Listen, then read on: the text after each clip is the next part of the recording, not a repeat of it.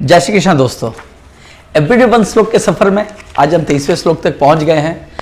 श्रीमद् भगवद गीता के ज्ञान को हमें यूं नहीं लेना चाहिए कि ये एक अध्यात्म है या कोई गीता का यूं समझ लीजिए कोई धार्मिक ग्रंथ को पढ़ रहे, ऐसा नहीं है दोस्तों। इसके अंदर से हमें जो कंटेंट मिलते हैं, this is the biggest problem solving book in the world. हमें जो प्रैक्टिकल लाइफ में हम जो प्रॉब्लम्स को फेस करते हैं, may be in relationship, may be in business, may be in job, professional field, किसी भी फील्ड में हो, हम जो प्रॉब्लम को फेस करते हैं, जो प्रॉब्लम को हमें झेलना पड़ता है, श्रीमद् भगवद गीता के ज्ञान को अगर हम समझे तो हमें ताकत आ जाती है, हमें समझ आ जाती है, हमें सूझबूझ आ जाती है उन प्रॉब्लम्स को फेस करने की। तो मैं इसीलिए गीता के सिंपल भावार्थ को ना समझाकर, न सिर्फ लिटरल मीनिंग को सिर्फ आपके सामने नहीं रख के, मैं कोशिश करता हूँ कि ये हमारी लाइफ में इस श्लोक का क्या मतलब है जिसको हम अपनी लाइफ में इम्प्लीमेंट कर सके, वो भी मैं आपको बताने की कोशिश करता हूँ। तो इसीलिए सिंपल लैंग्वेज में अपने लाइफ में कैसे इस श्लोक को हम इम्प्लीमेंट कर सकते हैं, इस बात में हम एवरीडे वन श्लोक में चर्चा करते हैं। दोस्तों, इतने देर हमने इतने सारे श्लोकों में हमने देखा संजय जो है पूरे कुरुक्षेत्र, धर्म क्षेत्र, कुरुक्षेत्र की डेफिनेशंस बता रहे थे, कौन क्या कर रहा है, क्या नहीं कर रहा है, दोनों सेनाओं के वर्णन वगैरह वगैरह चल रहा था। पिछले श्लोक से हमने देखा कि अर्जुन की एंट्री हो जाती है और अर्जुन ने ऑर्डर किया, अपने भक्त ने भगवान को ऑर्डर किया कि मेरे चैरियट को लेके जाइए दोनों सेनाओं के बीच में। And Shri Krishna the almighty God has obeyed the order of his bhakt Arjun. उसने ऑर्डर का पालन किया, खुशी खुशी ग्रहण किया ऑर्डर को, और उसने चैरियट को, रथ को दोनों सेनाओं के बीच में लेके चले गए। और उसके बाद अर्जुन क्या कहते हैं अभी हम इस श्लोक में देखेंगे, श्लोक नंबर 23, जो कि इस प्रकार है।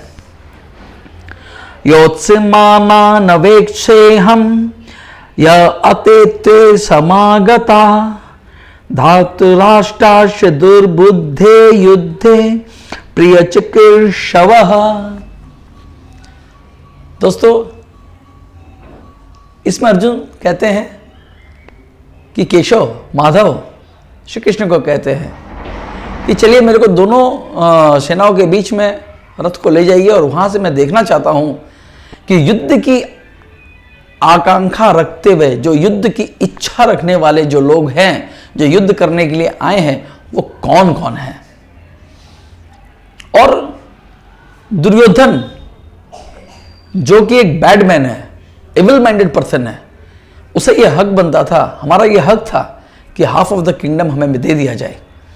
जब हमने अपने हक की बात करी, दुर्योधन को जब बताया मैंने कि भाई हाफ ऑफ द किंगडम पे हमारा अधिकार है, you give it to us, तो दुर्योधन ने क्या कहा कि मैं सुई के नोक जितनी जगह भी नहीं दूंगा। इंस्टिकेटेड टू वॉर।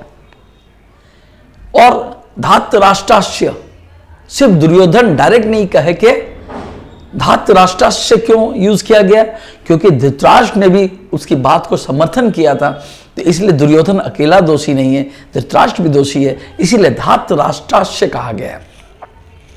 और वो इस श्लोक में क्या कह रहे हैं, मैं देखना चाहता हूं कौन दुर्योधन की तरफ से आए हैं युद्ध करने के लिए, उसके कौन शुभचिंतक है जो केवल मात्र दुर्योधन को खुश करने के लिए उसकी ओर से युद्ध करने के लिए आ गए।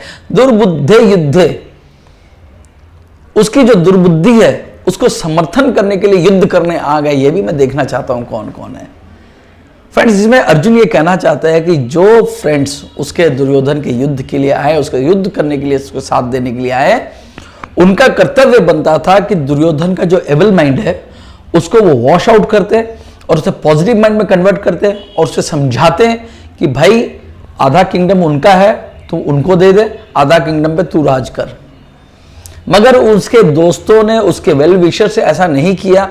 उसने दुर्योधन को और ज्यादा इंस्टिगेट किया कि भाई सारा किंगडम तो तेरा ही है, तू ही तो राजा है, कोई को थोड़ी सी भी जगह मत देना, हम हैं तुम्हारे साथ। तो ऐसा करके उसके दोस्तों ने दुर्योधन को डुबा दिया, पूरे कुरुवंश को डुबा दिया।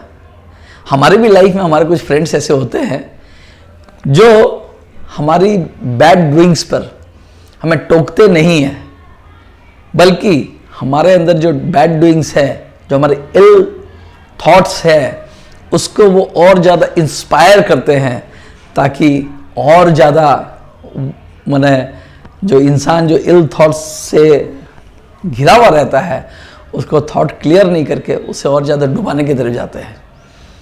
हम देखते हैं हमारी लाइफ में भी हमारे कुछ ऐसे फ्रेंड्स मिल जाते हैं जो ये दिखाने की कोशिश नहीं करते कि यू आर डूइंग रॉन्ग, लेकिन अगर आप गलत कर रहे हो तो उसे वो प्रोत्साहित करते हैं, yes you are doing right and go ahead.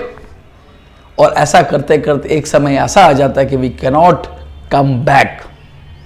तो फ्रेंड्स, हमें ऐसे दोस्तों से बचना चाहिए। वो आपके होकर युद्ध तो करेंगे लेकिन जीत नहीं पाएंगे और आपको जिता भी नहीं पाएंगे। तो अर्जुन यही कहना चाहता है कि दुर्बुद्धे युद्धे प्रिय चिकित्सर्वा।